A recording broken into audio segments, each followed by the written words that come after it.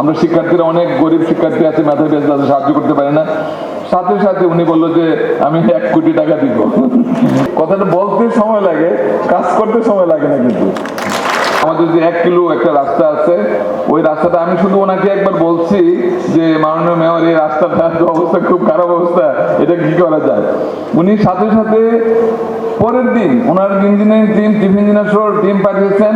পাঠানোর পরে তারা এসে সরজমিনে দেখা করার পরে ওনার বাসায় গেল। বাসায় পরে যাওয়ার পরে উনি সাথে সাথে অর্ডার দিয়েছেন যে আগামীকাল থেকে তোমরা কাজটা শুরু করে দাও। এবং এখানে আমাদের এক্সিকিউটিভ, চিফ এক্সিকিউটিভ আছেন, এবং ওই কাজটা মানে এত সুন্দরভাবে কাজটা করা হয়েছে। গত 30 বছরে আমরা এত ভালো মানের রাস্তা কিন্তু পাইনি। যখন কথাটা বলি, কথাটা বলতে সময় লাগে, কাজ করতে সময় লাগে না। কিন্তু উনি এখানে বসে বসে দেখছেন, এখানে কতগুলো বার আছে দেখেন এখানে। উনি বলছেন যে এগুলো তো দেখতে ভালো লাগে না, আর যে এই বিল্ডিংটা জন্ম হওয়ার পরে মানে এটাতে কোনো চুনকাম করা হয়নি। আমি বললাম যে এটা হয়নি, অ্যাকচুয়ালি আমরা তো সরকারি টাকা দিয়ে চলিয়ে, মানে খুবই লিমিটেড বাজেট। উনি বলছে টাকা কোনো ব্যাপার না, কালকে থেকে কাজ শুরু করেছেন, আমি দেখবো এটা। আমি পরশুদিন মেয়র মহোদয়ের সাথে আলাপ করেছিলাম। মেয়র মহোদয় আমি বলে যে আপনাদের ওখানে স্কলারশিপের কি চিত্র, কি অবস্থা।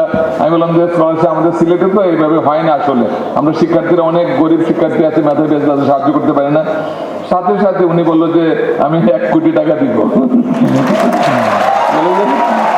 বলে যে ওনার মায়ের নামে যে গহিনুন্নেসা চৌধুরীর নামে আমি 200 ছাত্রকে 50,000 টাকা করে 1 কোটি টাকা দেবো, আপনারা রেডি করেন।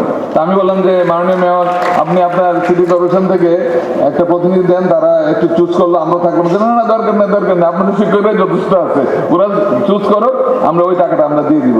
তা এরকম একজন মানুষকে আমরা পেয়েছি। আমরা শুকরিয়া জানাই আল্লাহর কাছে, মাননীয় প্রধানমন্ত্রীকে আন্তরিক ধন্যবাদ, কৃতজ্ঞতা জানাতে চাই যে উনি সিলেটবাসীকে এমন একজন মানুষকে উপহার দিয়েছেন, যার জন্য সিলেটবাসী দীর্ঘদিন যে এটা মনে রাখবে, এবং সিলেট শহর পুরোপুরি চেঞ্জ হয়ে যাবে এই যে ওনার হাত ধরে।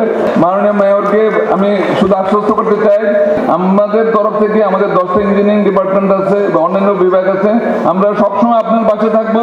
আপনার সুন্দর স্মার্ট গ্রিন সিটি করার ব্যাপারে আপনি যে উদ্যোগ নেবেন, এই উদ্যোগের পাশে আমরা আপনার স্বাগত করতে চাই।